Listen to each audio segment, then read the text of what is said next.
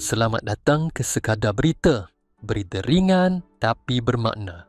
Adakah sesuatu yang besar sedang menanti dunia bola sepak negara? Petang esok, Persatuan Bola Sepak Malaysia FAM dijangka mengadakan sidang media khas di Wisma FAM. Dan ramai mula tertanya-tanya, apakah pengumuman penting yang bakal dibuat?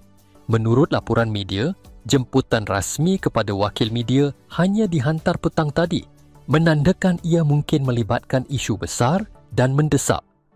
Namun, setakat ini belum dapat dipastikan sama ada sidang media tersebut berkait dengan kes hukuman FIFA atau mungkin sesuatu yang melibatkan skuad Harimau Malaya sendiri. Seperti yang diketahui, FAM kini sedang berdepan ujian getir selepas 7 pemain warisan Harimau Malaya digantung oleh FIFA selama 12 bulan.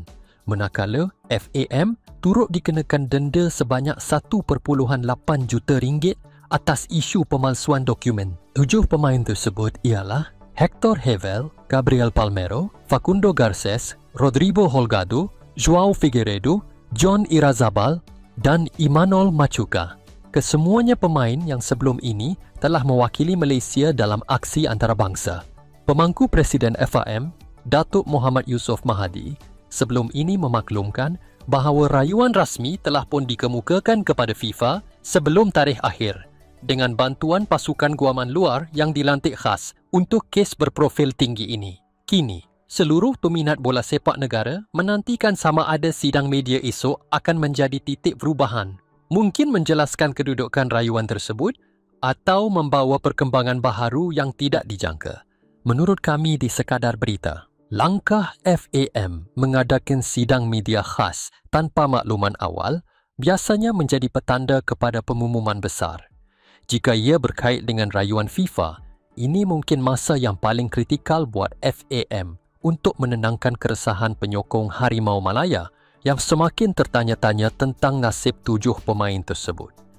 Namun jika sidang media ini membabitkan isu lain seperti pelantikan baharu, strategi skuad kebangsaan atau bahkan langkah pembaharuan dalaman FAM, ia tetap bakal menjadi perhatian utama seluruh peminat bola sepak tanah air.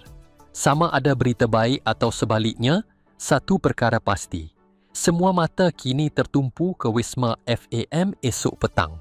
Teruskan bersama kami, hanya di Sekadar Berita. Berita ringan tapi bermakna.